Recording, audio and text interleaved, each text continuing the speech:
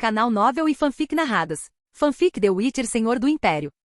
Capítulo 401, A Carga do Leão. E colidir. Com um estrondo alto, a bandeira do sol negro atrás do oficial de alta patente estalou repentinamente, caindo no chão com uma forte rajada de vento. Só então o resto do campo de batalha finalmente registrou a presença de Lan, junto com os corpos encharcados de sangue do comandante e seus guardas espalhados ao redor dele. Que bagunça! E eles até conseguiram destruir meu escudo ativo, murmurou Lan, com um movimento dos lábios. Me deram um susto danado. Quando o escudo se quebrou antes, ele pensou ter caído em uma emboscada meticulosamente armada. Mas como se viu, era apenas o resultado de a unidade inimiga ter uma configuração padrão acima da média. Duque Lannister. O Duque Lannister retornou. O moral das tropas da coalizão oriental aumentou repentinamente. Era como se alguém lhes tivesse injetado coragem bruta. O que antes era uma força em constante retirada agora encontrava nova força, conseguindo, por um breve momento, deter o avanço do exército negro. Eles golpeavam com espadas longas e machados de batalha, estocavam com lanças e alabardas, golpeavam com porretes e massas de ponta. A infantaria rugia em direção a Lan, ansiosa para se reunir em torno de seu novo comandante. Em contraste, os Nilfgaardianos mergulharam no caos com a morte repentina de seu líder. Uma unidade de cavalaria atacou Lan diretamente, sem perceber a extensão total de seu poder. Para eles, um soldado de infantaria solitário, mesmo que famoso, não deveria ser páreo para uma investida montada. Mas no instante seguinte, os cavaleiros que se aproximavam foram consumidos por uma explosão de Igni. Suas consciências foram queimadas antes mesmo que entendessem o que os atingiu. A unidade de cavalaria foi dispersada com uma força maior do que a sua própria investida. Cavalos pisoteavam seus próprios cavaleiros enquanto eles rolavam para o chão como bonecas de pano. Duque Lannister. Os soldados da coalizão finalmente os alcançaram. Lan olhou para a insígnia em suas armaduras, águia negra com losangos vermelhos. Onde está sua rainha? E os Aedirnianos? Sua majestade está lutando no outro flanco, por favor. Vocês devem se apressar e salvá-la, gritou um soldado de Liria, brandindo sua lâmina desesperadamente para conter os atacantes próximos, fazendo tudo o que podia para abrir caminho para que seu salvador alcançasse a rainha. Lan examinou os arredores. Com um clarão de luz dourada, avançou para trás das linhas nilfgaardianas. Antes que as lâminas inimigas pudessem alcançá-lo, ele bateu a palma da mão no chão. Sinal de Ad, frio perfurante, varredura de Ad. Ele se absteve de liberar uma rajada de mana, com medo de ferir as tropas aliadas em meio ao caos. Em vez disso, piscou repetidamente através das fileiras de retaguarda inimigas, cada rajada deixando para trás gritos e vendavais. Em instantes, as linhas de frente nilfgaardianas começaram a vacilar e tremer. Então, ele mergulhou direto no coração da confusão. Não usava mais sinais. Sacando sua lâmina curva de magia negra, Iris com a mão esquerda, empunhou ambas as armas e desviou as lâminas vindas de todas as direções, girando como uma tempestade pelo campo de batalha, ceifando vidas inimigas com precisão implacável. Onde quer que ele se movesse, tornava-se uma zona de morte. E no entanto, cada golpe de suas lâminas miraculosamente evitava os aliados da coalizão. Cada golpe encontrava seu caminho precisamente através das brechas na armadura nilfgaardiana. Ninguém sabia quanto tempo durou o massacre antes que o exército negro finalmente entendesse quão poucos deles restavam. Sem comandante, sem unidades de reforço e com poucos companheiros ao seu lado, os remanescentes do exército negro se dispersaram e fugiram. Alguns tentaram escapar a cavalo, outros simplesmente cambalearam a pé, fugindo do campo de batalha em total desordem. As tropas da coalizão não o perseguiram. Em vez disso, permaneceram onde estavam, ofegantes, os olhos ardendo de admiração enquanto contemplavam o leão de pelos dourados, vestido com uma armadura prateada e negra. Homens de Liria e Rívia, cavalguem comigo para salvar sua rainha.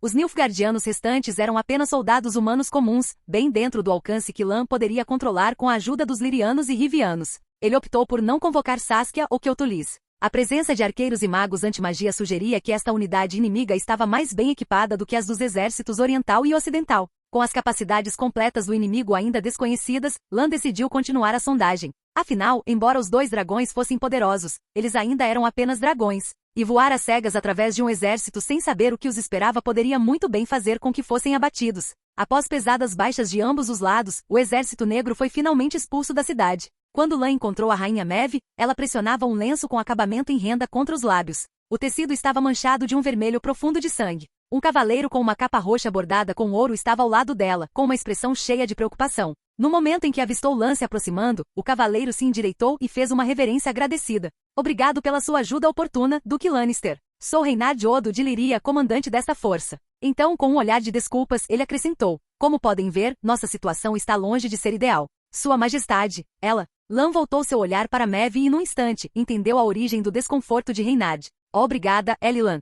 Veio uma voz abafada por trás do lenço ensanguentado de Maeve, o tom estranhamente engraçado. Ela o puxou para o lado e cuspiu um bocado de sangue, praguejando roucamente. Algumas gotas carmesim mancharam o peitoral ornamentado sobre seu peito. Antes que ela cobrisse os lábios novamente, Lan avistou uma ferida horrível, e percebeu que ela estava sem vários dentes. Reinard Odo lançou-lhe um olhar de admiração e pedido de desculpas. Como você viu, Sua Majestade lutou na linha de frente como um homem, como um cavaleiro. Ferimentos podem causar dor, mas não são motivo para vergonha. De certa forma, esse tipo de ferimento facial é literalmente um golpe no rosto dela. Lan tentou aliviar o clima. Maeve caiu na gargalhada, mas foi tomada por uma dor aguda e um chiado na respiração. Lan rapidamente tentou confortá-la. Está tudo bem, Maeve. Você sabe que tenho bons laços com as Dríades, e muitos druidas vieram de Celilege. Todos são muito habilidosos em cura. Alguns dentes não são nada. Com isso, Reinard relaxou visivelmente. Quando os soldados de Liria perceberam que sua rainha, famosa em todo o norte por sua beleza, havia sofrido ferimentos faciais nas mãos dos Nilfgaardianos,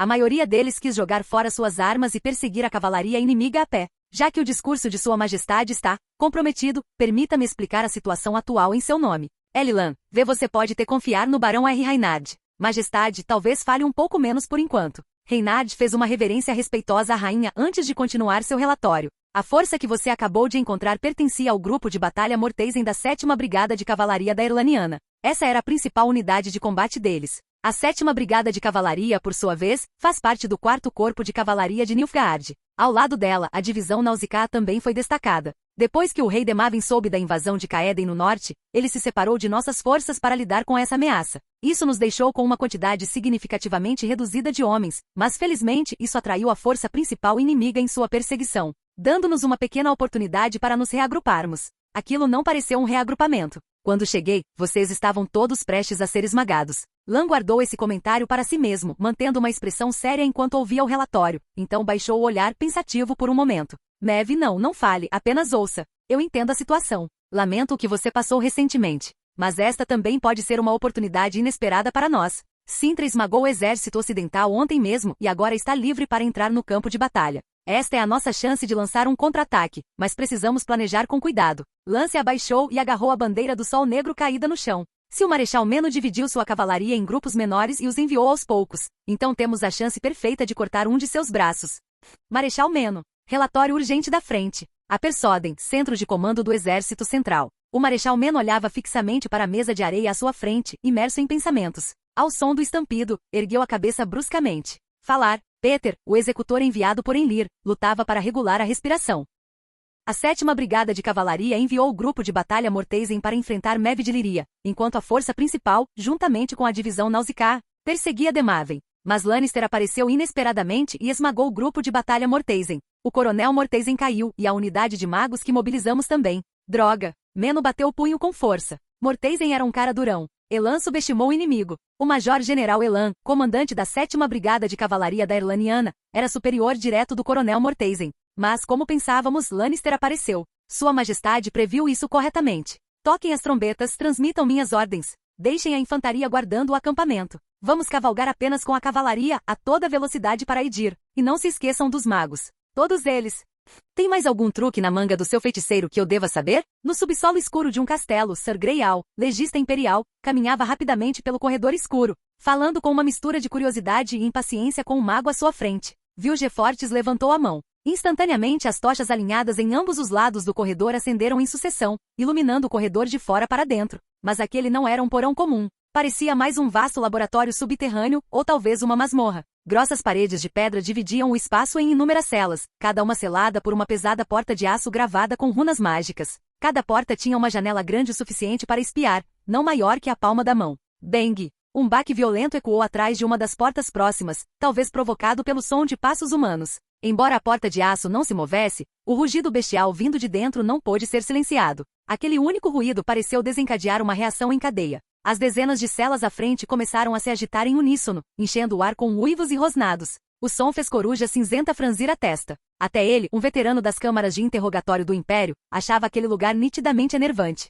Vilgefortes, porém, ignorou o alvoroço e avançou em passo firme. Se o plano do seu imperador prosseguir sem problemas, enfrentaremos apenas uma cidade que foi transformada em uma fortaleza de guerra. Talvez alguns bruxos ou magos, no máximo. Seu esquadrão de elite, junto com minha companhia de mercenários, teoricamente bastaria. Mas se quisermos garantir o sucesso absoluto, precisaremos de outras forças também. Ele gesticulou em direção às celas ao redor deles. Essa instalação subterrânea era mais alta e larga do que qualquer coisa acima do solo. Era difícil até imaginar que tipo de criaturas mágicas poderiam estar contidas ali. Com isso, a expressão de Grayle mudou para interesse. Embora claramente incomodado com os monstros capazes de abalar portas de ferro sólidas, ele caminhou em direção à única cela silenciosa e olhou cautelosamente pela pequena janela.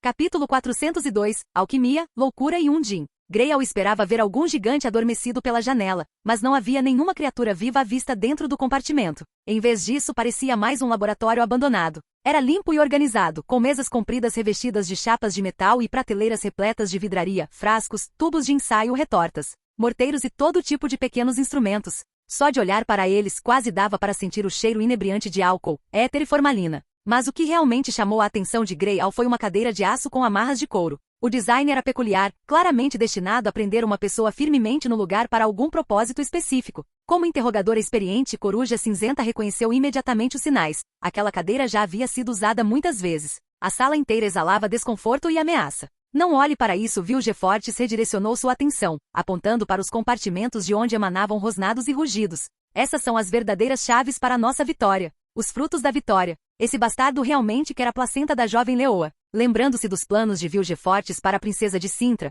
Coruja Cinzenta estremeceu apesar de tudo. Comparados a esses experimentos bizarros e chamativos dos magos, até mesmo os métodos do Império para interrogar traidores e espiões de repente pareciam misericordiosos. Coruja Cinzenta engoliu em seco. Você planeja usar esses monstros enjaulados como parte da sua operação? Acho que no momento em que você abrir essas portas, eles vão nos despedaçar. A implicação era clara. Ele não queria nada com essas feras incontroláveis. Não é melhor assim?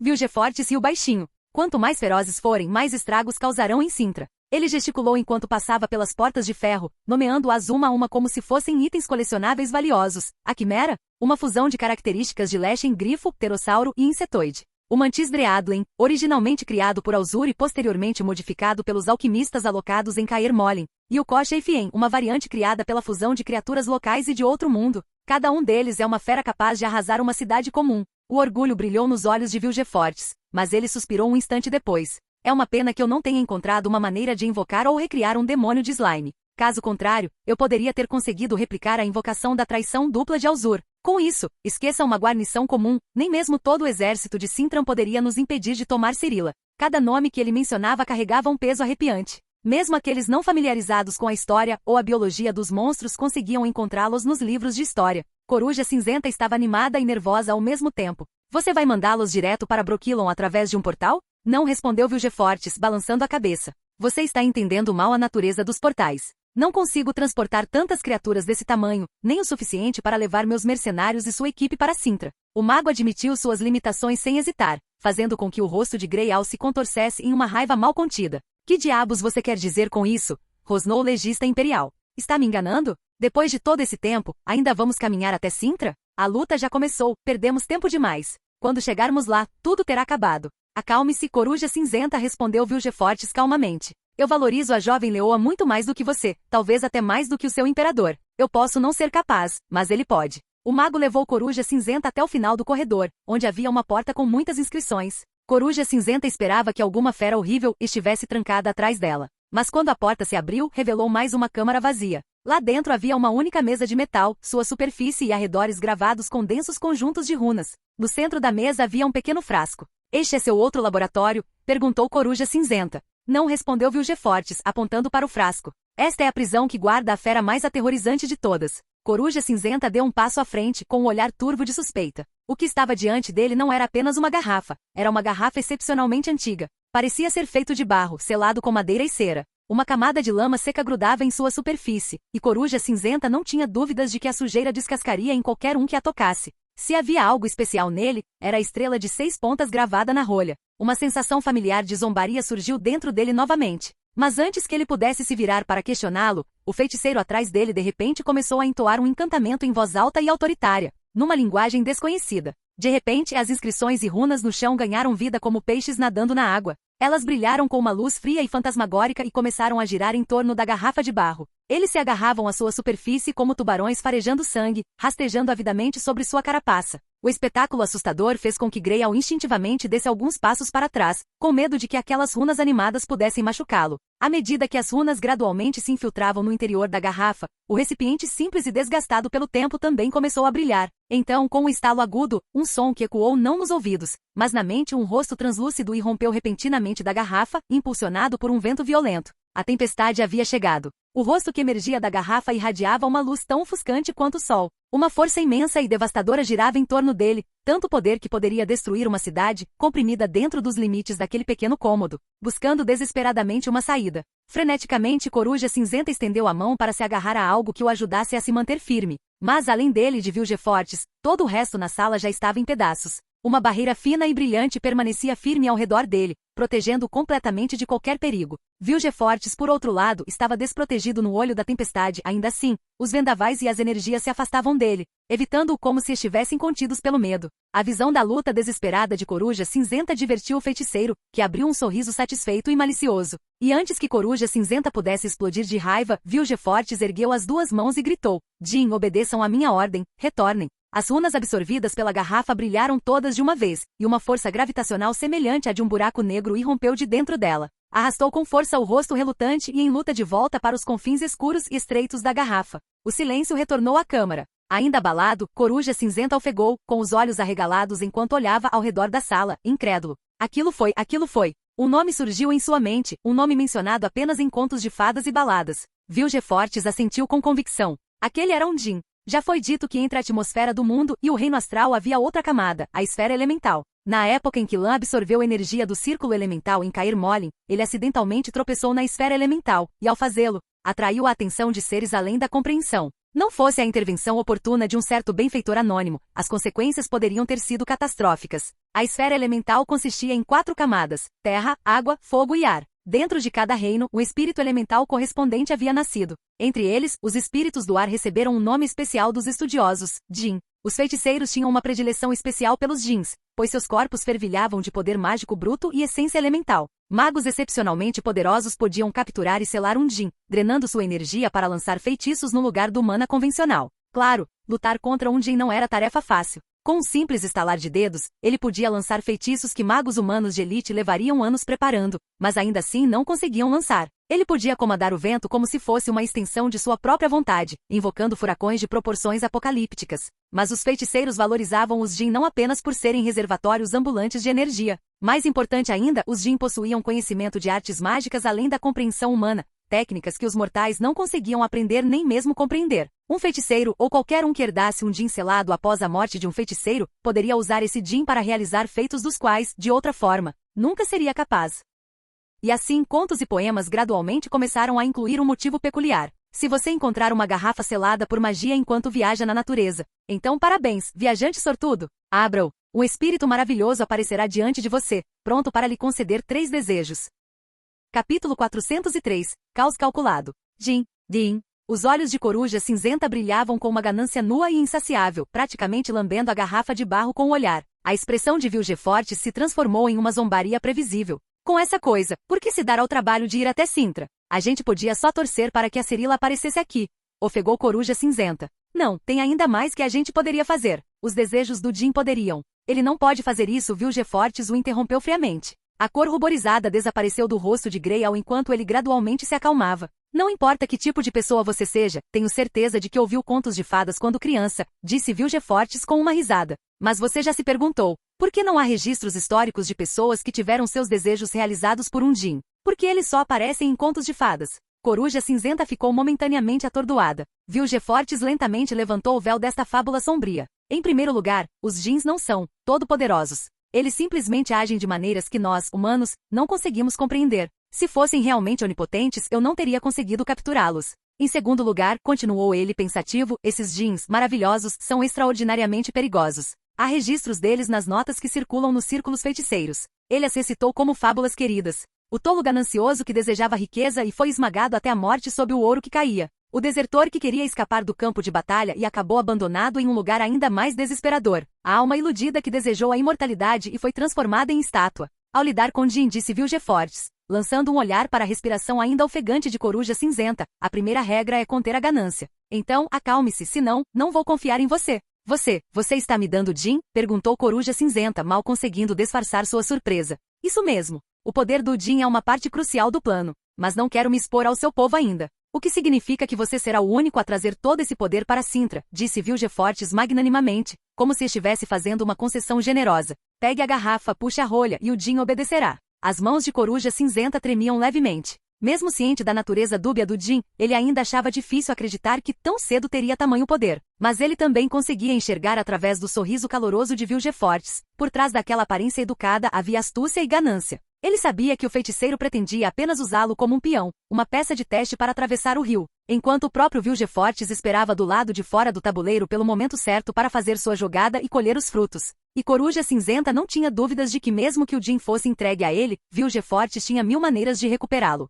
Infelizmente, ele não tinha muitas opções restantes. Já me acalmei, disse Coruja Cinzenta, respirando fundo. Como exatamente eu faço um pedido? E que tipo de pedido eu deveria fazer? Há uma coisa que esses contos de fadas acertaram, respondeu Vilgefortz. Um Jin só pode realizar 3 desejos. Depois disso, todos os selos desaparecem. Você terá que selá-lo novamente, ou liberá-lo de volta para os reinos superiores. E considerando que um Jin pode distorcer suas intenções ou causar consequências indesejadas, o processo de fazer desejos deve ser tratado com extrema cautela. Vilgefortz já havia elaborado o roteiro em sua mente. Não podemos simplesmente desejar o resultado, como trazer Cirila diretamente até nós. No máximo, podemos usar o Jin para acelerar partes do processo que nos levam até lá. Ele levantou um dedo. O primeiro desejo, garantir que os monstros que criei não prejudiquem sua equipe. Então, um segundo dedo. O segundo desejo, teletransportar você e os monstros juntos para Brokilon, em Cintra. É aí que os desejos terminam. A partir daí, a tarefa é sua, libertar os monstros para causar estragos e chamar a atenção. Enquanto sua equipe, ainda sã e no controle,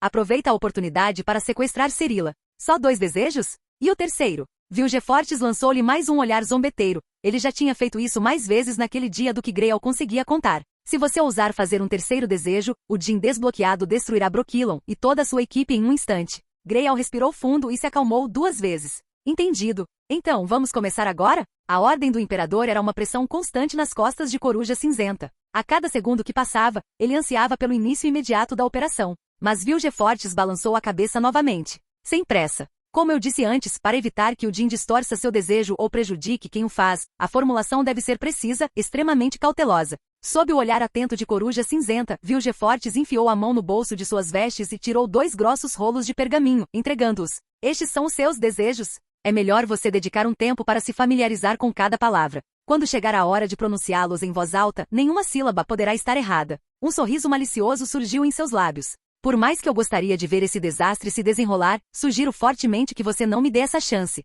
Coruja Cinzenta desenrolou os pergaminhos e ficou estupefata enquanto ambos se desenrolavam até o chão, cobertos de cima a baixo com letras do tamanho de uma mosca. O primeiro pergaminho detalhava o desejo de teletransportar todos para Cintra. Continha definições claras do que contava como Cintra, como nação e o que exatamente constituía teletransporte como meio de transporte. Estabelecia as coordenadas precisas para Brokilon e especificava se o destino deveria ser água ou terra, a quantos centímetros acima do solo deveriam chegar. Se havia obstáculos ou inimigos por perto, todas as variáveis concebíveis eram levadas em conta. Quanto ao segundo desejo, impedir que os monstros nos ataquem era ainda mais elaborado. Começava definindo e descrevendo cada monstro individualmente. Em seguida, listava os nomes breves históricos e descrições físicas de mais de 100 membros da equipe e do corpo de mercenários de Greal. Ele até catalogou todos os tipos possíveis de ataque que aqueles monstros poderiam lançar e esclareceu todas as maneiras possíveis pelas quais eles poderiam prejudicar o esquadrão. Por um instante, Coruja Cinzenta sentiu uma pontada de admiração por Vilgefortz. Ele teve que admitir, o papel do feiticeiro naquela operação era verdadeiramente insubstituível. Ao mesmo tempo, ele notou outra coisa. Entre os mais de 100 nomes na lista de não atacar Vilgefortz incluiu a jovem leoa, Cirila. Era lógico, claro. Afinal, você não poderia deixar seu alvo ser morto por suas próprias ferramentas.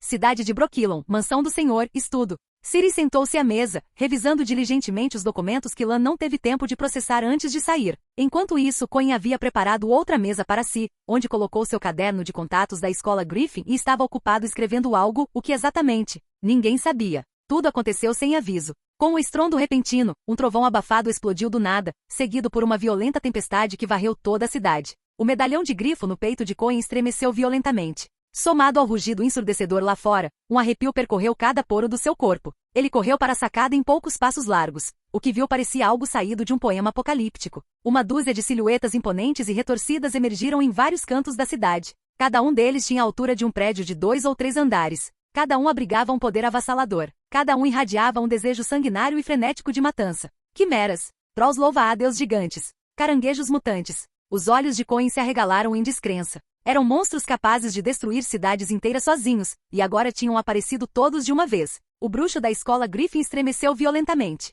Ciri, corra! Vá para a floresta de Brokilon, encontre as dríades. Essas criaturas não nasceram da natureza. São abominações alquímicas, cada uma delas cara o suficiente para se igualar ao valor de um castelo. Este é um ataque nilfgaardiano. Ciri nunca tinha presenciado nada parecido. Ela perguntou visivelmente abalada. E você, Coen? Coen cerrou os dentes. Sou o único bruxo aqui agora. Ninguém mais sabe lutar contra eles como eu. Vou ganhar tempo, dar aos cidadãos a chance de evacuar. As pessoas aqui são essenciais para reconstruir o seu reino. Não podemos nos dar ao luxo de perdê-las. Lan deixou o vento negro para trás. Pegue-o e cavalgue. Mandarei meus guerrilheiros protegerem você.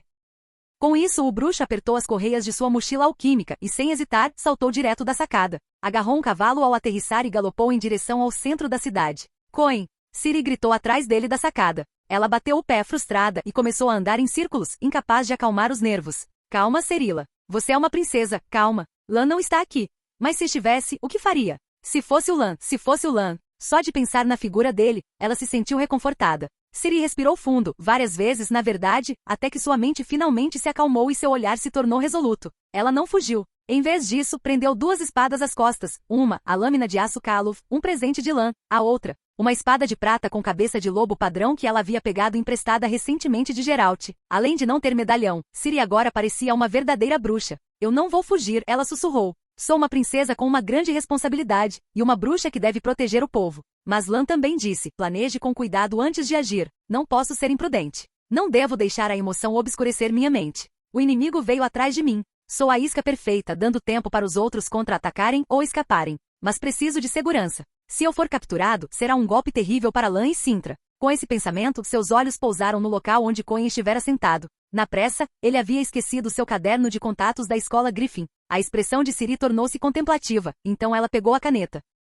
Capítulo 404. Loucura, aço e pedra. A situação na cidade era pior do que Ciri imaginara. Exatamente como Coen havia dito. Cada um desses monstros sozinho poderia arrasar uma cidade. Agora reunidos, eles poderiam transformar um pequeno país em um banho de sangue. Mas de certa forma, a cidade não era tão indefesa quanto parecia. Embora chamada de cidade, Brokilon havia sido meticulosamente fortificada pelos druidas mais velhos e pelos colonos de Sintra, tornando-a mais forte do que a maioria das fortalezas de guerra nos reinos do norte. Suas defesas eram inigualáveis, arquitetura robusta, torres, seteiras, muros defensáveis e abrigos subterrâneos por toda parte. Além disso, seus atuais defensores estavam longe de ser comuns. Sua vontade de lutar era tudo menos frágil.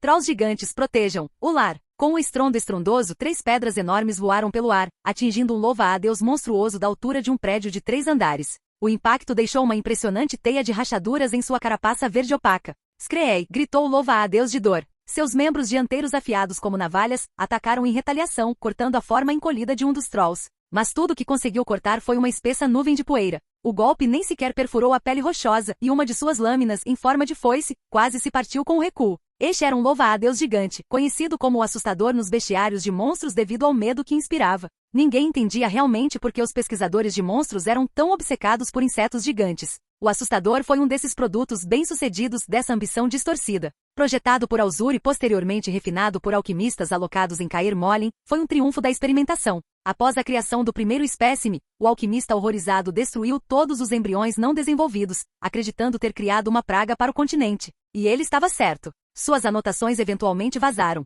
permitindo que outros recriassem a monstruosidade. A devastação que causou superou em muito a de qualquer criatura nascida da conjunção das esferas ou de qualquer animal nativo. Até mesmo predadores de topo, como os Vivern, foram reduzidos a meras presas diante dela. A propósito, o alquimista também descobriu que os olhos do louva-a-Deus tinham potencial para testes mutagênicos de bruxo. Infelizmente, nenhum bruxo desde então conseguiu caçar um sozinho. Os olhos do assustador haviam se tornado um reagente mutagênico lendário, quase mítico. A mutação de Lan, no entanto, usou um graças aos esforços meticulosos de Thomas Morial e ao gênio louco do mestre Jerome. Até mesmo um monstro tão poderoso lutou contra o enxame de trolls de pedra. Os ataques cortantes do louva-a-Deus foram praticamente anulados pelas carapaças de pedra dos trolls, projetadas perfeitamente para conter precisamente esse tipo de ataque baseado em lâminas. Mas aquela estrutura imponente de 2 andares não era só para enfeitar. Enfurecido por não conseguir romper a defesa dos trolls, o louva-a-Deus subitamente girou o corpo e empurrou a família troll para longe como uma bola de beisebol. Eles foram arremessados para longe, colidindo com o prédio e o reduzindo a escombros. Peles de pedra podem desviar lâminas, mas não o impacto direto. Os trolls desapareceram na nuvem de poeira e não se levantaram por algum tempo. Provavelmente ficaram inconscientes. Ainda assim, o sacrifício deles deu uma chance a outros. Guerreiros do clã Tor da Roche, mostrem a essas feras do deserto do que são feitos os homens do mar. gritou Ioana, a loira donzela de ferro, vestida de aço de pé no topo das muralhas, convocando os ilhéus a dispararem uma saraivada de flechas contra as rachaduras da armadura do louva-a-Deus. Oficialmente, o clã Tor da Roche desempenhava um papel logístico em Sintra, mas os ilhéus eram praticamente soldados natos, e a ferraria era uma profissão que exigia força bruta. Francamente, esses ilhéus da retaguarda eram mais resistentes do que muitas tropas da linha de frente. Os louva-a-Deus avançaram sob a chuva de flechas, mas mais ilhéus avançaram, erguendo escudos de torre originalmente destinados à infantaria pesada de Marracão para proteger seus companheiros. A coordenação deles, impecável, quase instintiva, permitiu que eles mantivessem a linha e repelissem o ataque do monstro. E eles não foram os únicos. Nenhum sintrano fugiu do campo de batalha. Guardas da cidade, artesãos e até civis deslocados, qualquer um com força para levantar uma arma, mesmo que fosse apenas uma pedra, atiraram o que podiam nos monstros. O moral absoluto, ousado ao ponto da loucura, deixou até Ioana sem palavras. Entre eles, os mais desequilibrados eram um grupo que se autodenominava a Ordem do Leão, que havia pintado 3 marcas de garras em suas roupas. Durante a estadia de Ioana em Brokilon, eles foram os mais ordeiros e educados do grupo, sempre se voluntariando para ajudar a guarda, organizar os refugiados e compartilhar as rações. Mas agora, diante do perigo, aqueles rostos gentis se transformaram em máscaras de ira e ódio. Pelo leão, Ioana só conseguiu ficar boquiaberta, chocada. Eles nem sequer usavam armaduras, ou carregavam armas, e ainda assim avançaram direto contra os monstros sem hesitação. Ela agarrou uma jovem de olhos arregalados que estava prestes a avançar direto contra o monstro, impedindo-a de ser morta. Sentindo resistência, a garota, que não devia ter mais de 16 anos, tentou ferozmente se virar para trás e morder Ioana. Celiligers, não me impeçam de lutar pelo leão. O nome dela era Fens. Ela foi a primeira pessoa resgatada por Lan após sua mutação e a primeira a espalhar o nome do leão. Vocês estão todos loucos? Ioana berrou com seu sotaque nativo da ilha. Apressar-se assim não é diferente de suicídio. Vocês não percebem que poderiam ser mais úteis fazendo outra coisa? Ela apontou para um estudante próximo, cuidando dos feridos. Levem aqueles médicos de Oxenfurt para a floresta. Eles serão de grande ajuda para Lan mais tarde e são valiosos. Os Celiligers gritavam ainda mais alto que Sintrans. Fens fez uma pausa, olhando para a garota ruiva ao seu lado. Eu também não vou embora. Sou médica de campanha, gritou Shani de volta. É exatamente aqui que eu deveria estar.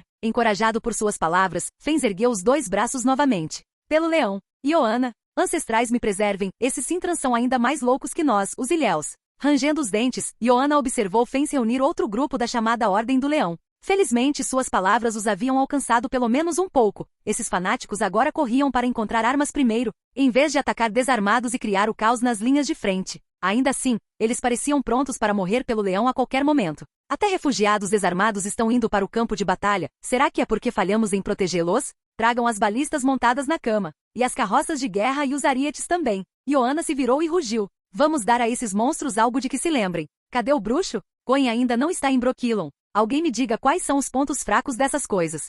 Coin estava escalando. Ele voou escada acima em direção ao enorme sino no topo da torre do relógio. Os Frigeners eram altamente sensíveis a ruídos altos. Tais sons podiam ensurdecê-los temporariamente e desabilitar seus reflexos defensivos. O mesmo se aplicava aos Mutancraborrors. Esses insetos criados artificialmente compartilhavam fraquezas semelhantes. Ao chegar ao topo, Coin canalizou uma rajada de energia telecinética, poderosa o suficiente para rivalizar com um ariete, para sua mão esquerda e então a lançou diretamente no grande sino à sua frente. Sinal de Ad, Buon. Um som ensurdecedor, mais alto do que qualquer coisa que o sino já havia produzido, ecoou por toda Brokilon como um arauto do amanhecer. Os resultados eram visíveis. O ritmo de destruição por toda a cidade diminuiu abruptamente. Para espanto dos guerreiros que lutavam contra os monstros insetoides, eles viram seus inimigos congelarem repentinamente, se encolherem ou até mesmo entrarem em convulsão, completamente incapazes de resistir aos ataques. Um guerreiro avistou a silhueta de Coin contra o luar e imediatamente gritou: é Coin, o cavaleiro bruxo da escola Griffin, igualzinho ao Duque Lannister.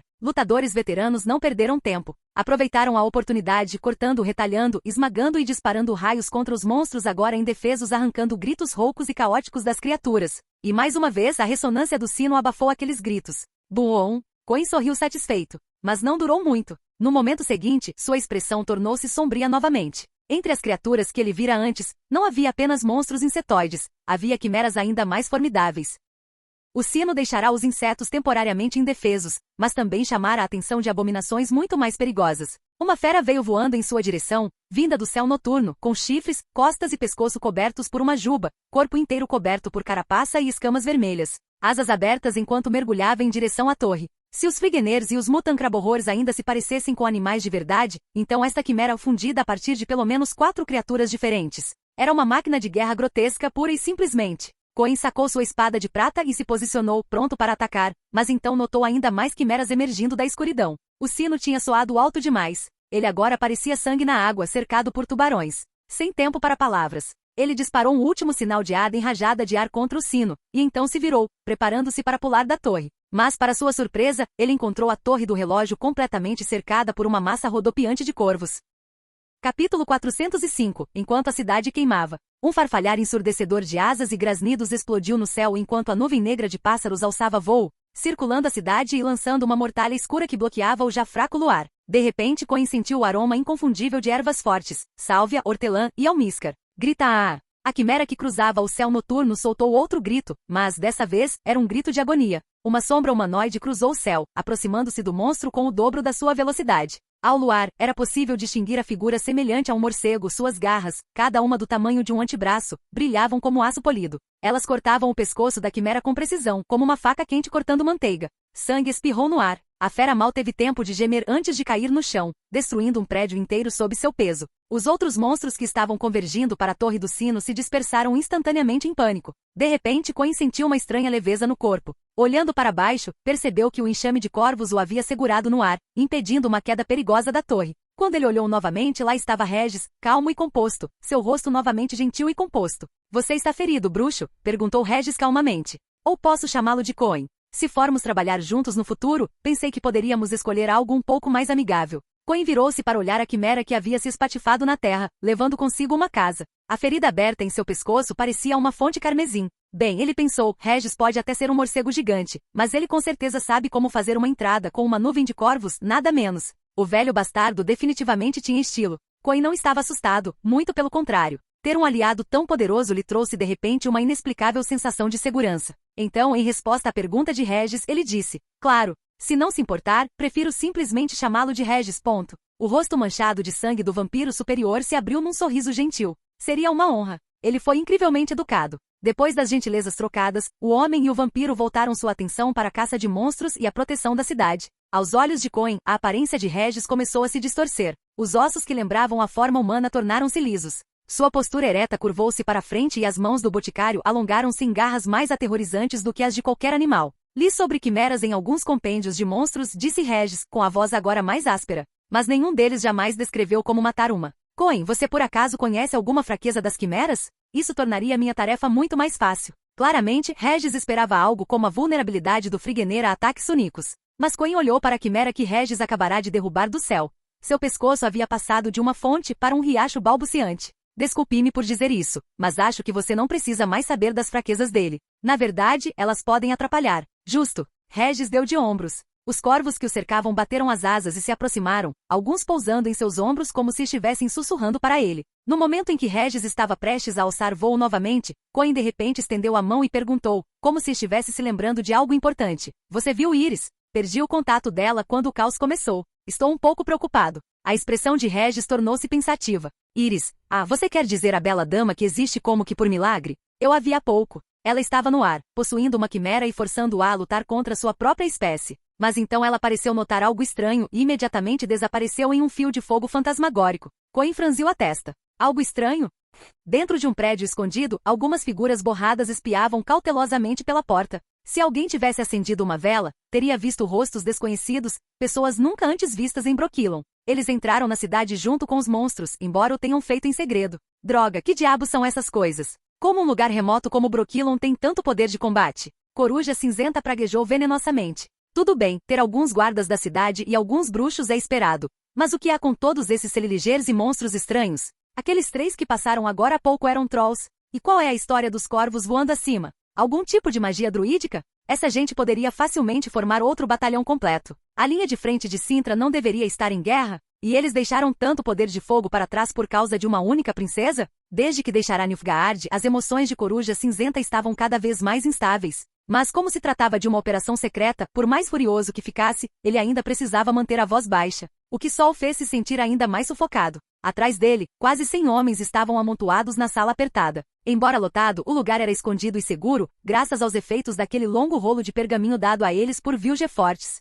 O caçador de recompensas Bonard tocou os 3 medalhões de bruxo pendurados em seu peito, lambendo os lábios impacientemente. Que sorte que aquele feiticeiro nos deu todos aqueles monstros, caso contrário, mesmo 100 de nós talvez não fossem suficientes para derrotá-los. Então ele deu uma risadinha sombria. Coruja Cinzenta então, qual é o nosso próximo passo? Entramos escondidos e vamos procurar o nosso filhote de leão? Greyal lançou um olhar insatisfeito para Bonard, depois se virou para um psionico próximo, com os olhos fechados enquanto sentia os arredores. E então, é seguro sair agora? Depois de um momento, Kena relaxou a testa e retirou sua telepatia quase instintiva. O feiticeiro escolheu um bom lugar para nós. Não tem ninguém por perto. É bem escondido. Você consegue localizar Ciri? Não sei como a mente dela funciona. Não consigo identificá-la, Kena balançou a cabeça. Mas se você conseguir capturar alguns Sintrans, talvez eu consiga ler a mente deles. Coruja Cinzenta assentiu, satisfeita. Excelente. Vamos embora. Um silêncio tenso tomou conta do grupo, seguido por um suspiro coletivo de alívio. Finalmente eles estavam saindo daquele espaço apertado.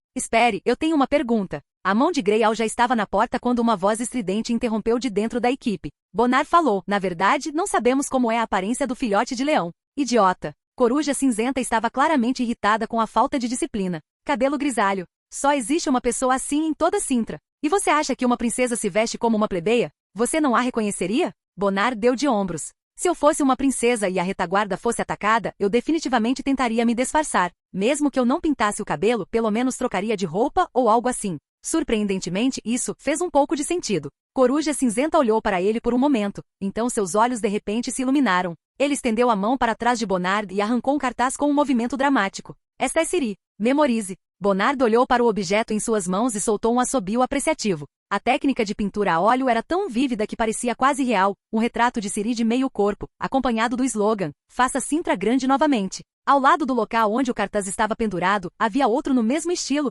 este com um retrato de lã com as palavras, O leão nos conduz à vitória. Não era apenas este esconderijo. Quase a cada 10 passos em Brooklyn havia um desses dois cartazes colados nas paredes. Cartazes com os líderes da facção eram comuns na retaguarda de qualquer grande potência, ferramentas úteis para fortalecer o moral e a unidade civil. Só que a arte desses dois retratos era um pouco refinada demais, quase desperdiçada em mera propaganda. Estou bem agora, disse Bonard, guardando o pôster no casaco. Vamos! Esse bando de mercenários, generosamente financiado por Vilgefortes e misturado a um esquadrão de elite nilfgaardiano, saiu silenciosamente de seu esconderijo apertado. A cidade inteira ardia em chamas e combates, mas a região onde eles estavam permaneceu estranhamente pacífica. Todos os monstros se afastaram deles. Greyal subconscientemente tocou a garrafa de barro aninhada em seu casaco. O gin realmente era algo diferente. Mas nenhum deles percebeu. Depois que eles saíram, os olhos no retrato de lã pendurado na parede mudaram. O olhar pintado inclinou-se sutilmente na direção em que eles tinham ido, como se os observasse partir.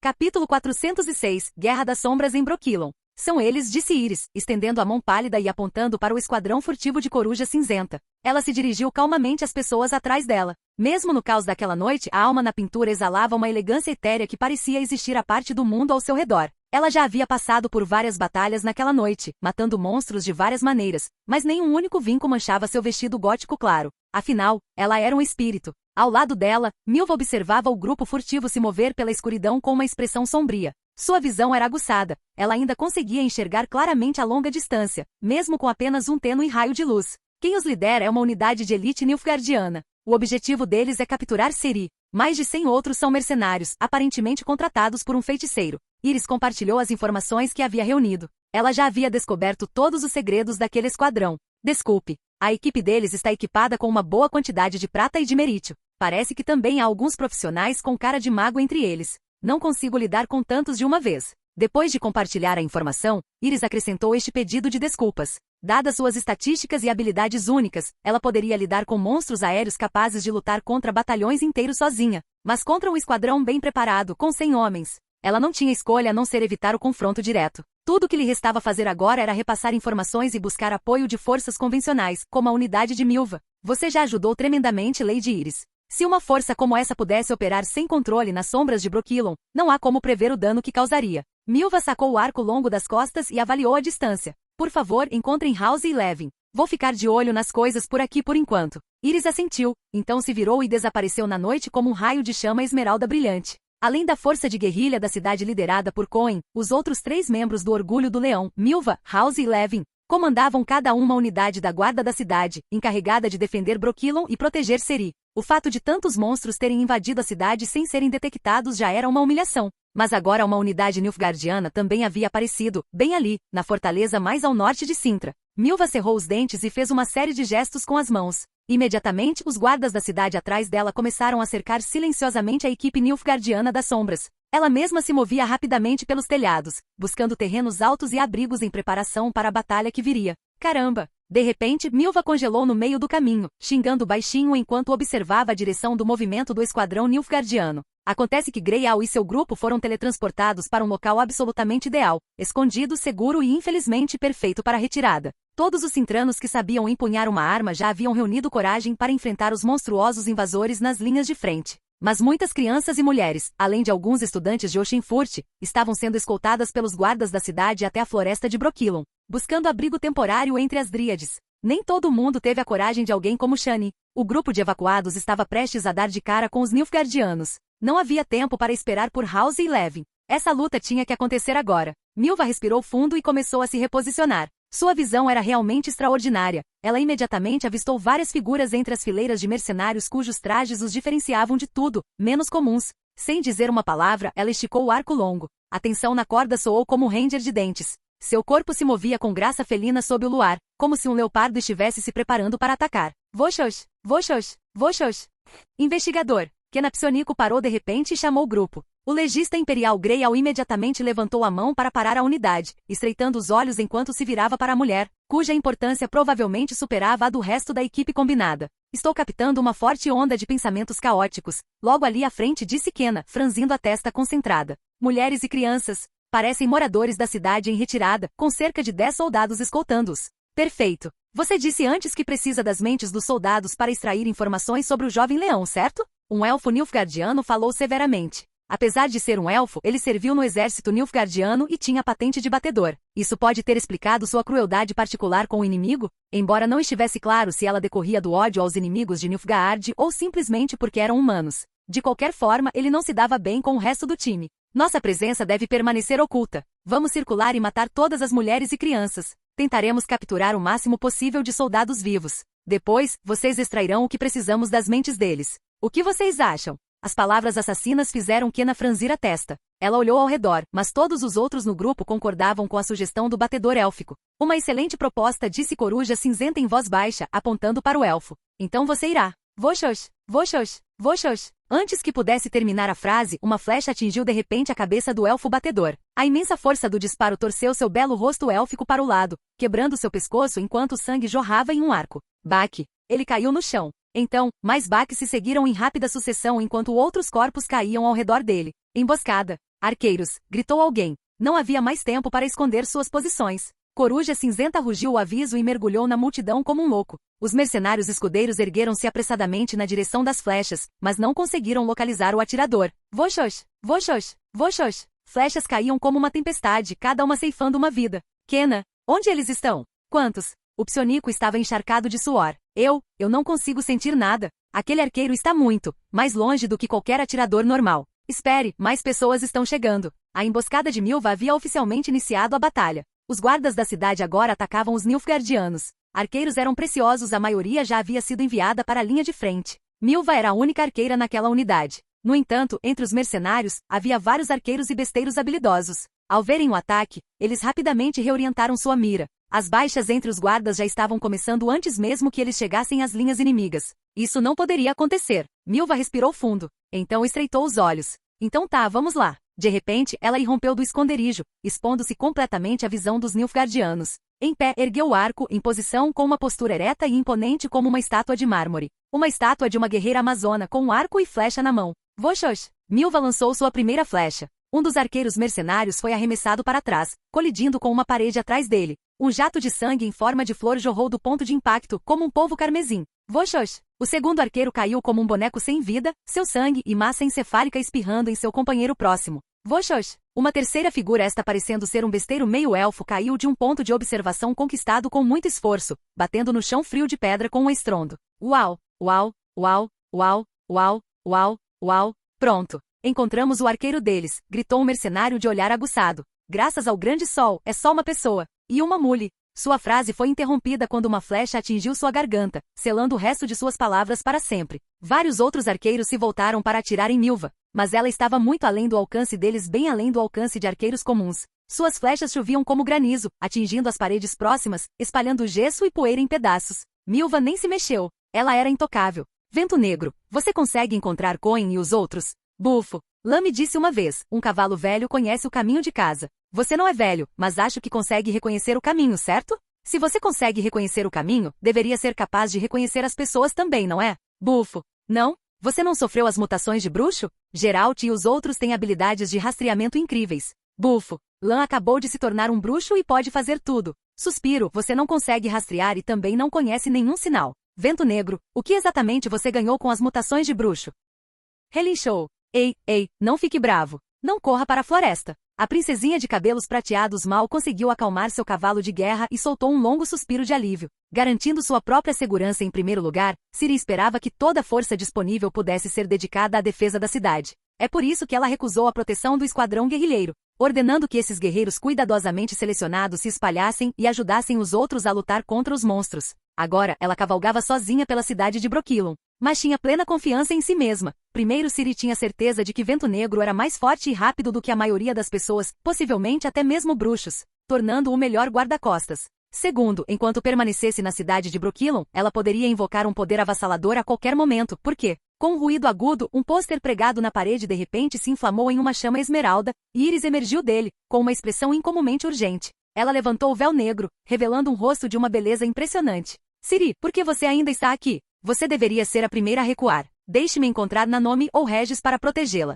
Esta área é extremamente perigosa agora. Ciri lhe deu um sorriso tranquilizador. Iris, eu não posso ir embora. Escute-me. Estrondo. Uma parede desabando interrompeu Ciri de repente no meio da frase. Os dois se viraram para olhar e viram uma figura enorme, encolhida como uma pedra. Era quase irreconhecível como a menor dos 3 trolls, a filha deles. Na frente dela, um enorme mutante chamado Koschei se debatia em um frenesi de raiva quase mortal.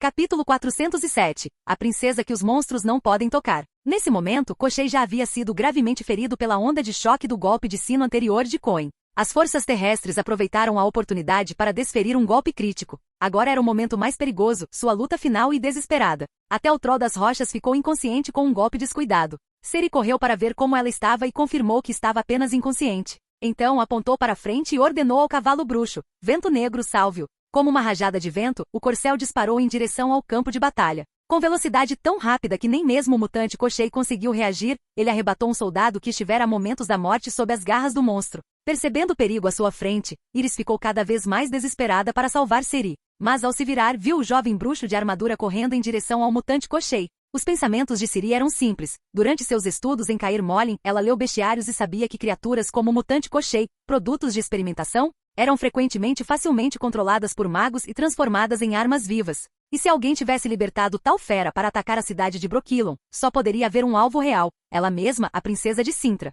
Sua presença poderia, sem dúvida, atrair a atenção daquele monstro furioso e moribundo, criando uma abertura perfeita para os soldados desferirem um golpe mortal. E no mínimo lhes daria um momento de trégua diante de uma fera acuada lutando por sua sobrevivência. A casa à frente já havia desabado, restando apenas sua estrutura básica, vigas de suporte, tábuas de madeira e travessas. O térreo estava coberto de entulho. Sem hesitar, Ciri subiu em uma das vigas e se moveu como um gato, usando o equilíbrio que havia treinado durante os exercícios de pêndulo gigante em Cair Mollin. E uau! Ciri casualmente pegou uma pedra e atirou na cabeça do mutante Koschei. Ela observou cuidadosamente as reações da fera, pronta para saltar da viga a qualquer momento e se proteger atrás dos destroços da casa destruída, caso ela atacasse. Mas então, o Koschei simplesmente se virou e lançou-lhe um olhar, antes de atacar Vento Negro, que tinha acabado de resgatar um soldado Cintran de suas garras. Por que ele está me ignorando? Ciri franziu a testa. Sua resposta desafiou o instinto habitual dos monstros de caçar os isolados e os fracos. Mas considerando que criaturas nascidas em laboratório como essa geralmente tinham mentes confusas,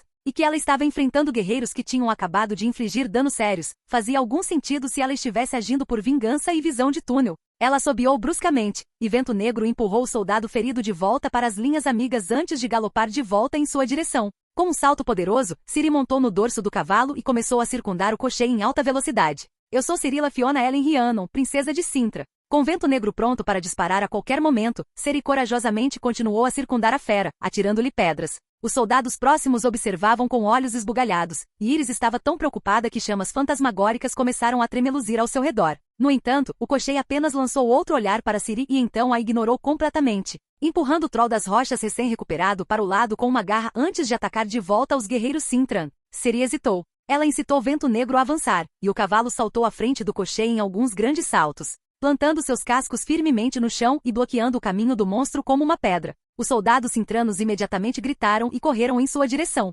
Alteza, por favor, saia da frente. É muito. Quieto. Me dê um arco. E uma aljava de flechas. Ciri teve uma ideia ousada. Ela tinha visto claramente. Quando ela e Vento Negro entraram no caminho do cocheiro, ele parou de repente. Ele deu um passo para o lado, como se estivesse tentando contorná-la. Então Ciri cutucou Vento Negro novamente, e o corcel girou para bloquear a fera pela segunda vez. O arco e as flechas foram rapidamente entregues a ela. Observando o cocheiro dar mais um passo para o lado, Ciri puxou a corda do arco para trás. E Ciri não era particularmente forte. Suas flechas não tinham força, ricocheteando inofensivamente na carapaça quitinosa da fera. Foi somente com a terceira flecha, mirada precisamente em um ferimento anteriormente infligido pelos guerreiros sintranos, que ela conseguiu perfurar sua carne. O cocheiro soltou um grito furioso, batendo violentamente enquanto se lançava freneticamente contra um prédio próximo, levantando uma tempestade de poeira e detritos. Mas mesmo agora ele se recusou a avançar um único passo em direção a Ciri. A princesa de Sintra inclinou a cabeça levemente, depois deu de ombros e puxou a corda do arco mais uma vez.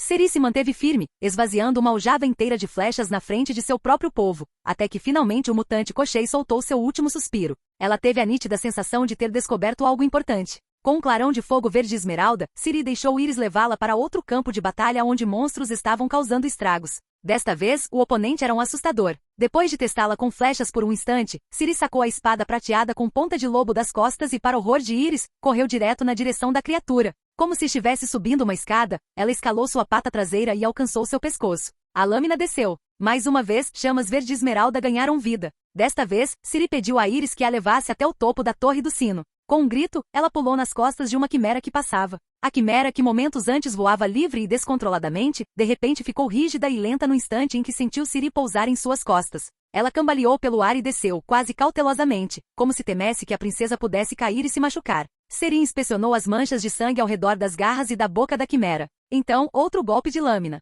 Cal. Em meio a um enxame de corvos densos como nuvens de tempestade, Regis surgiu, sua forma de morcego se materializando no ar. Ele estava perseguindo aquela mesma quimera e testemunhara tudo o que Ciri fizera. O que aconteceu? É este o poder do sangue ancião? Obrigada pelas vidas que você salvou esta noite, Regis respondeu Ciri educadamente ao vampiro recém-chegado. Quem enviou esses monstros deve ter dado uma ordem a eles, uma ordem tão arraigada que se tornou instintiva, não me machuque. E foi assim que você conseguiu feitos tão espantosos, disse Regis, admirado. Mesmo descobrir esse tipo de informação exige uma coragem excepcional. Estou impressionado, Alteza. Ciri enxugou o suor da testa e se virou para Iris. Quantos monstros ainda restam na cidade? E por que não viu Coin em lugar nenhum? Ele não deveria estar na linha de frente? Iris hesitou. Acabei de mandar Coin e os outros para outro lugar. Ciri já havia descoberto a infiltração de uma unidade mercenária mista nilfgaardiana. Sua expressão ficou séria imediatamente. Leve-me lá. Iris rapidamente tentou dissuadi-la. Ciri, monstros podem ser controlados, mas humanos não. Eles vão te machucar. Ciri retrucou. Para me capturar, eles se certificaram de que monstros irracionais não me machucariam. Humanos com mente seriam mais misericordiosos? House, Levin e Coin já estão no local. Milva também está lá. Eles podem lidar com a situação. A testa franzida de Ciri se aliviou um pouco, mas então ela baixou o olhar novamente. Não, ainda não é o suficiente. Se eles já enviaram tantos monstros, então uma força de ataque humana deve estar igualmente preparada. Eles saberão que temos druidas e magos, e bruxos também. Então, eles terão contramedidas, ou pelo menos precauções. Seus pensamentos giravam rapidamente. Mas eles não sabem sobre você, Regis, Iris, Rock Troll Mama Nanomi. E no entanto, ela continuou, você é mais eficaz contra monstros. Se eu te afastar agora, a defesa da cidade vai sofrer. Sua mente disparou por mais um momento, então Ciri tomou sua decisão. Mesmo que os monstros não me machuquem, ainda não consigo matá-los tão rápido quanto você. Então continue lutando contra os que ainda estão dentro da cidade, eles estão diminuindo de qualquer forma. Vou atrás da unidade nilfgaardiana. Vou chamar a atenção deles e ganhar tempo. Quando terminar com os monstros, venha me apoiar imediatamente. Regis fez uma pequena reverência em concordância silenciosa. Iris, porém, ainda estava desesperada. Ciri, Lanus disse para proteger você. Iris. Ciri elevou a voz bruscamente. Ela ainda era apenas uma menina, mal chegava à clavícula de Alice. E no entanto, naquele instante, uma presença imponente emanava dela, fazendo com que Iris se calasse sem pensar. O espírito dentro da pintura de repente lembrou-se de algo de suas aulas de história em Sintra, quando a leoa, Calante, venceu sua primeira batalha. Ela tinha mais ou menos a mesma idade da garota que estava diante dela, Ciri. Algum tipo de magia a compeliu a ouvir atentamente as palavras de Ciri. Iris. Ciri olhou para o espírito diante dela e suavizou a voz. Sem palavras extras, sem discursos elaborados. Ela simplesmente disse gentilmente, leve-me lá. Capítulo 408. O arqueiro, o bruxo e a tempestade. Milva ficou completamente imóvel, como uma deusa da batalha. Flecha após flecha voou de seu arco, até que todos os arqueiros inimigos se abaixaram atrás de cobertura, com medo demais para levantar a cabeça. Ela sozinha havia suprimido todos os arqueiros inimigos. Os mercenários restantes já estavam apavorados. Recuaram para trás de prédios ou se jogaram no chão, sem que ninguém ousasse aparecer e se tornar o próximo alvo de Milva. Todos, exceto um. Ele era um arqueiro experiente, capaz de calcular trajetórias mesmo no escuro. Milva inicialmente o confundiu com um mercenário comum e não lhe deu muita atenção, o que lhe permitiu desviar de um de seus disparos anteriores. Agora, ela o viu se posicionando contra ela. Milva o avaliou rapidamente, baixo e magro, de pele escura. Usava uma braçadeira reluzente no antebraço esquerdo e uma luva de atirador na mão direita. Ela observou o homem erguer um arco composto lindamente trabalhado, com a haste curva e gravada com desenhos elegantes. Ela viu como ele a puxou suavemente para trás. Viu como, totalmente esticada, a corda do arco criava linhas em seu rosto. Viu a flecha com penachos vermelhos roçar sua bochecha. E ela o viu mirando diretamente nela. Esse é habilidoso. O que significava que ele tinha que morrer rápido. Caso contrário, ele poderia fazer com os Sintrans exatamente o que ela acabará de fazer com os Nilfgaardianos. Milva ergueu o arco e puxou-o para trás com a mesma fluidez. A corda tocou seu rosto, a ponta da flecha encostada no canto da boca. Foto. O rangido agudo das cordas dos arcos retesados ecoou na escuridão. Dois arqueiros de elite se enfrentaram, nenhum deles com cobertura, ambos recorrendo ao instinto e à precisão. Voxox! Voxox! Ambos foram liberados ao mesmo tempo e imediatamente deixaram seus corpos caírem para trás, usando o impulso do tiro para desviar da flecha que se aproximava. O arqueiro de pele escura congelou no meio do movimento. A flecha de Milva o atingiu com força na axila esquerda, cravando mais da metade da flecha em seu torso. Ela estilhaçou várias costelas e atravessou seu coração e pulmões. Ele não esperava por isso. Considerando a constituição física de Milva, ele não acreditava que ela pudesse atirar com tanta velocidade e força. Mas isso significava que ela empunhava um arco poderoso e tinha braços ainda mais fortes. Subestimar a força de um membro do orgulho lhe custou a vida. Enquanto isso, sua própria flecha ainda estava a 1/3 do caminho de atingir Milva. Ela também se jogou para trás, curvando-se no ar. Ela sabia que o inimigo poderia tentar prever seus movimentos, mas confiava em sua capa e armadura feita sob medida para ela pelo Duque Lannister, com glifos gravados pelo conselheiro Mystique. Elas incorporavam encantamentos supostamente originários da terra de Ofier, projetados para desviar flechas. Embora fosse uma versão simplificada, não tão poderosa quanto a armadura do próprio Duque, Milva estava confiante de que seria suficiente. Desde que ela evitasse pontos vitais, ela poderia resistir ao golpe e retornar à batalha. Afinal, a diferença entre ela e esses mercenários não era apenas habilidade ou força. Era também o apoio do Duque Lannister. Mas a flecha inimiga passou direto pelo seu lado, errando completamente. Milva piscou. Será que aquele suposto especialista que tinha acabado de fazer o duelo parecer uma batalha entre lendas, era realmente uma fraude? Ela rapidamente percebeu que algo estava errado. O desvio da flecha era normal demais, quase como se alguém tivesse dobrado sua trajetória à força em pleno voo. Com uma sensação estranha, Milva virou a cabeça e viu um garanhão negro extremamente musculoso bufar para ela com o que parecia ser desdém. Em suas costas, sentava-se uma garota de cabelos prateados, vestida com uma armadura prateada, cinza e branca. Ela sorria. Uma energia caótica brilhava fracamente ao redor da mão de Ciri, visível apenas para aqueles familiarizados com tais coisas. Alteza? Milva exclamou em choque. Naquele exato momento, o ar atrás dela explodiu com o rugido da batalha. A saraivada de flechas que ela havia disparado lhes deram um tempo precioso. Graças ao aviso de Iris, House e Levin chegaram com suas forças, enfrentando violentamente as tropas invasoras.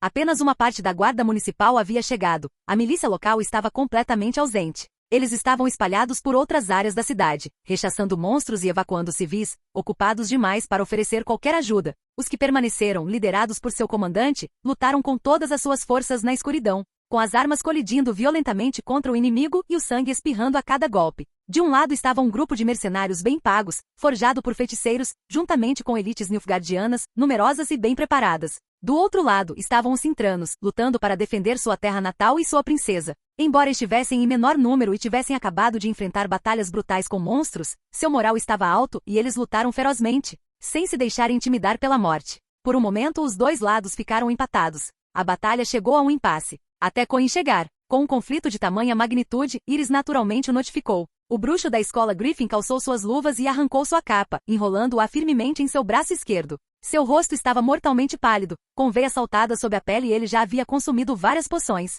Um sinal protetor amarelo terra cintilante cercava seu corpo, enquanto sua mão direita empunhava uma espada de aço com punho em forma de grifo. Ele investiu contra o flanco inimigo com força brutal. Cada grito da lâmina era acompanhado por um jato de sangue. Bruxos normalmente evitavam batalhas em larga escala. Na natureza, eles conseguiam derrotar monstros que nem mesmo centenas de homens comuns conseguiam derrotar. Mas no campo de batalha, mesmo uma formação de 10 soldados poderia significar a morte de um bruxo. Mas desta vez foi diferente. Pelo menos em Cintra foi diferente. A chegada de Coin arrancou aplausos dos guerreiros cintranos. Soldados próximos instintivamente se reuniram ao seu redor protegendo seus flancos, cobrindo sua retaguarda, abrindo caminho à frente, criando espaço para o bruxo atacar e matar sem impedimentos. Ele mal precisou brandir a espada. Com um único gesto, um jato concentrado de fogo irrompeu de sua mão, transformando vários inimigos em tochas humanas flamejantes. Com outro movimento, uma explosão telecinética derrubou vários inimigos, que foram prontamente abatidos pelos guerreiros Cintran que o flanqueavam. Um bruxo, liberto e totalmente solto no campo de batalha, revelou sua terrível destreza nesta noite infestada de monstros, desencadeando devastação sobre os invasores.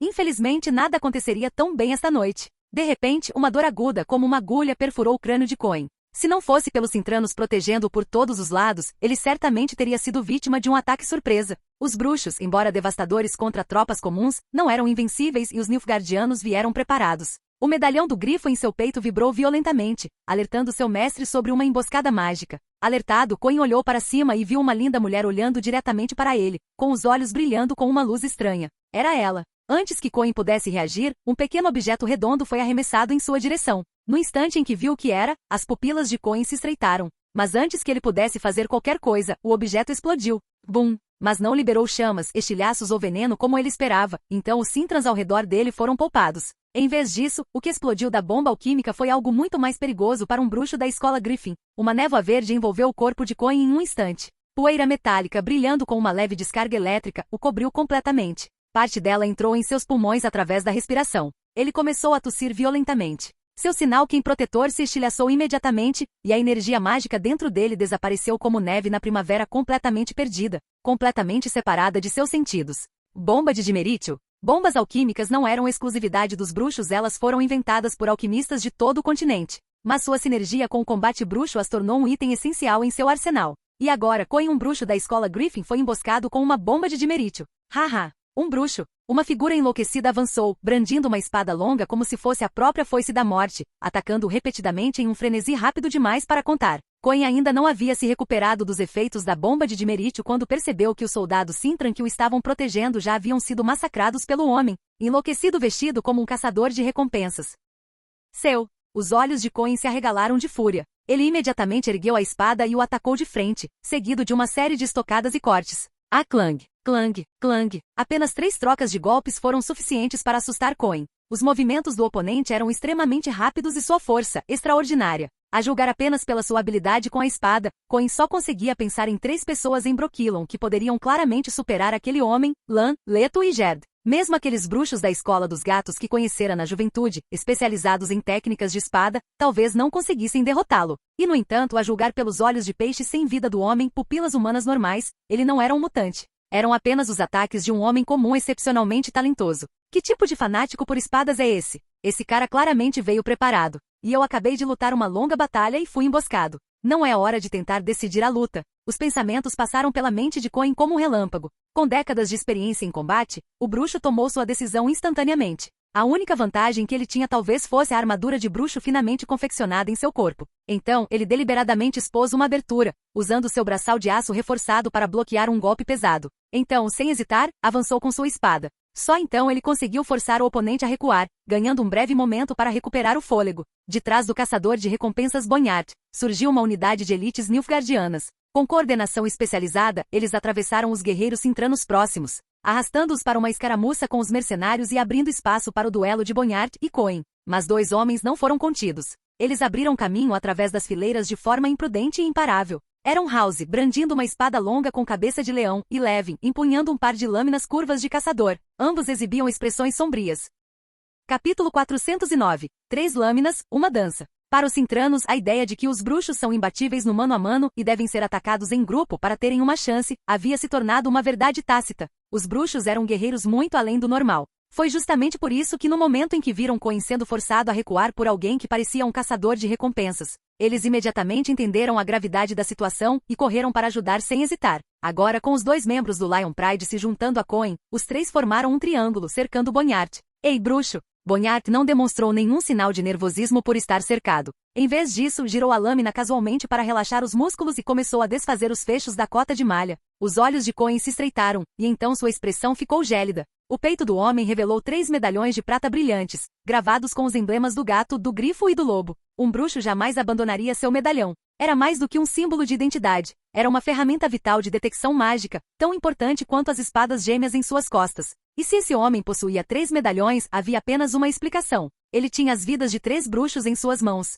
House e Levin se agacharam, prontos para atacar a qualquer momento. Mas ainda esperavam que Coin se movesse, prontos para coordenar. Seu medalhão logo entrará para minha coleção, bruxo, disse Bonhart, sentindo o olhar gélido de Coin. Sua voz era tão fria e sinistra quanto a de um fantasma. Que pena que você é um grifo. Eu esperava uma víbora ou um urso. O caçador de recompensas era experiente e sabia como provocar seu oponente primeiro. Claro, o medalhão do grifo dos Lannister também não era ruim. Uma presa do nível dele sempre vale o esforço. Essa foi a gota d'água. Coin ainda não tinha se movido, mas outra pessoa já estava furiosa. Com um rugido, House avançou. Bonhart zombou e defendeu, contra-atacando. O choque de lâminas ecoou por todo o campo de batalha. A clang. Enquanto Bonhart se preparava rapidamente para retaliar, Levin cruzou as 2 lâminas e travou a espada longa do caçador de recompensas. Sua coordenação com House foi perfeita. Mas Bonhart não era um guerreiro comum, ele era um assassino. Bonhart cuspiu direto no rosto de Levin, fazendo com que o jovem perdesse o equilíbrio. Sem sequer retrair a espada longa, Bonhart cravou o joelho na virilha de House e, em seguida, bateu o punho na lateral da cabeça dele, 1, 2, 3 vezes.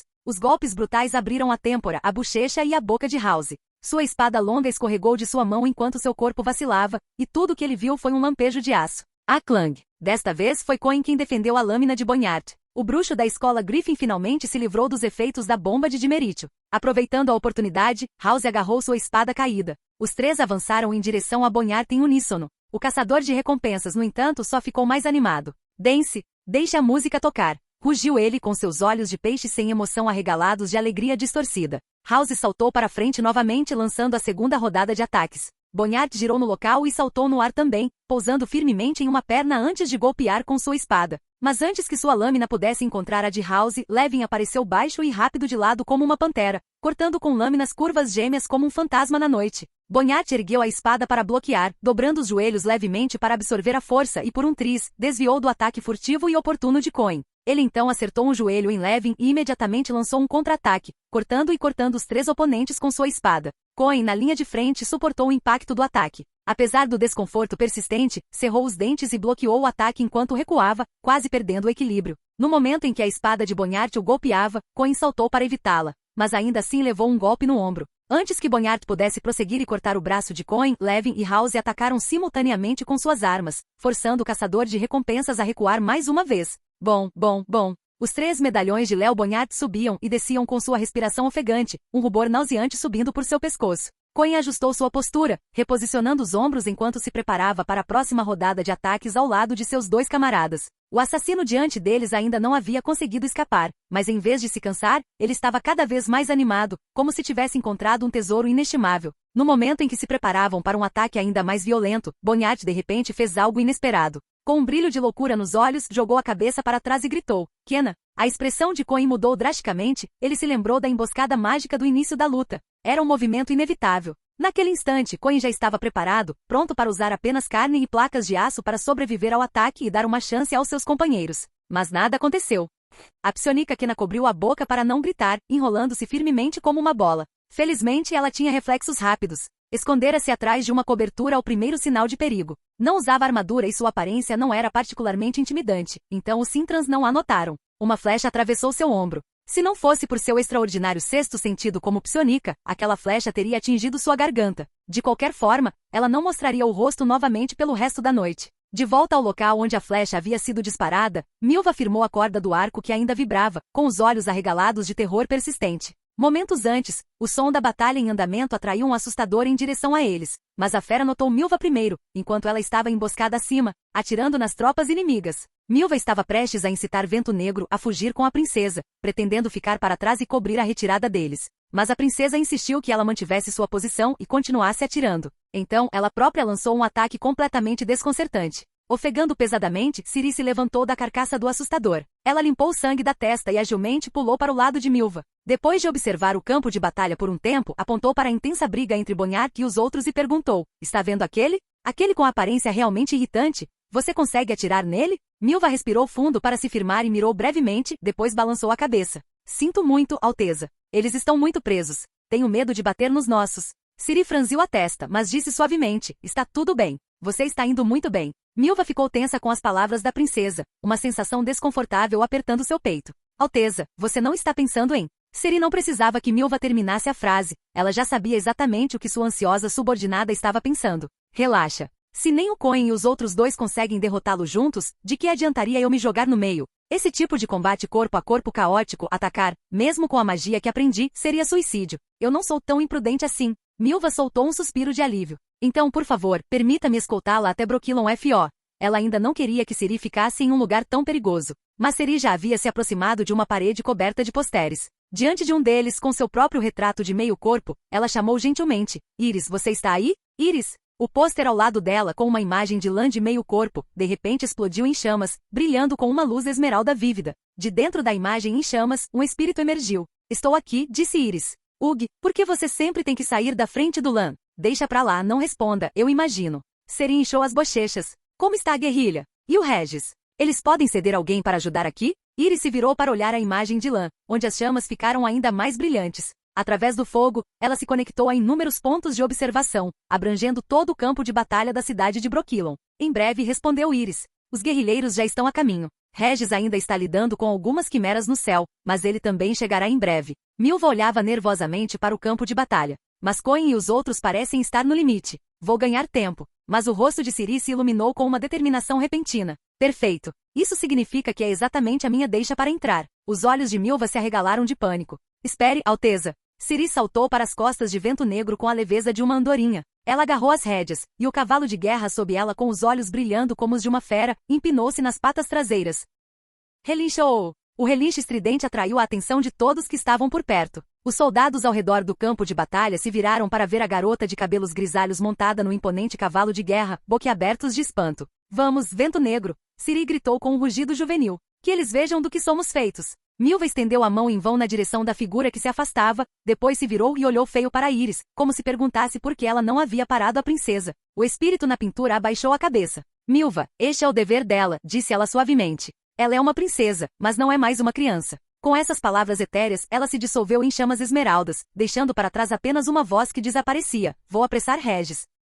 Capítulo 410, por Cintra pela Leoa. Quando a princesa de Cintra chegou ao campo de batalha montada num cavalo de guerra como o vento, o equilíbrio da luta foi instantaneamente quebrado. Os cintranos entraram visivelmente em pânico, suas formações, antes disciplinadas, tornaram-se selvagens e erráticas. Todos tentaram desesperadamente se libertar do inimigo à sua frente e correr para o lado da princesa, com medo de que o inimigo a alcançasse primeiro. Os Nilfgaardianos se saíram ainda pior. Ao contrário da bem treinada guarda da cidade de Cintra, os mercenários careciam de disciplina. Sua formação mal conservada se desintegrou quando mais da metade abandonou seus postos, com os que estavam na periferia da batalha avançando direto para Ciri. O alvo da missão deles tinha acabado de cair em seus braços. Isso deixou os mercenários na linha de frente em uma posição miserável. Diante de Cintrans lutando repentinamente com total abandono, a pressão se intensificou, enquanto seus próprios aliados atrás deles fugiam no meio do combate. Pior ainda, se os Cintrans não fossem tão difíceis de lidar, eles próprios teriam corrido para capturar a princesa. Em meio ao caos, um homem perdeu toda a razão, Coruja Cinzenta. Ele não apenas ordenou que todas as elites nilfgaardianas sob seu comando atacassem Ciri, como também gritou para Bonhart, caçador de recompensas: "Pegue a jovem leoa. Agarre-a primeiro." Para Coruja Cinzenta, a vitória naquela batalha não significava nada. Enquanto Ciri estivesse em suas mãos, ele poderia usar o dispositivo mágico de comunicação para contatar Vilgefortes e ser teletransportado imediatamente. Bonhart, no entanto, ignorou completamente os gritos de Coruja Cinzenta. Seus olhos estavam fixos em Cohen, e seus ataques só se intensificaram. Mas o caos de Nilfgaard deu a Cintra a oportunidade perfeita. Com a elite do Império distraída, a guarda da cidade avançou para o campo de batalha e rapidamente cercou os 3 comandantes. Diante de um número tão avassalador de inimigos, nem mesmo um mestre como Bonhart conseguiria enfrentá-lo sozinho. Rangendo os dentes, ele praguejou baixinho e desapareceu na multidão, com o olhar relutante no medalhão de grifo pendurado no peito de Cohen. É preciso dizer que a aparição de Ciri teve um efeito imediato e devastador, e agora, diante dos mercenários e soldados imperiais que avançavam, Ciri não hesitou. Deu um tapinha firme no pescoço de Blackvin. Vento negro, ataque. A fúria da batalha já agitava o sangue do garanhão há muito tempo. Com uma aceleração impressionante, ele saiu da imobilidade para um galope a toda velocidade, esmagando os 2 primeiros mercenários em seu caminho como se fossem bonecos de pano. Os solavancos da cela não eram nada comparados aos balanços e pêndulos gigantes de Cair Molen. Ciri segurava as rédeas com uma das mãos, movendo-se sobre a cela como uma andorinha da tempestade, um borrão no caos. Seu estoque leve avançava em golpes precisos, deixando raios frios e sangue jorrando onde atingia os inimigos que Vento Negro havia errara. Ao verem seus companheiros caírem, alguns mercenários tentaram derrubá-la com lanças ou flechas, mas antes que pudessem levantar suas armas, foram atingidos na nuca por elites nilfgaardianas atrás deles. Capturem a jovem leoa viva. Não a machuquem. Exatamente como Ciri havia previsto. Para os nilfgaardianos essa deveria ter sido uma tarefa fácil, capturar uma princesa menor de idade.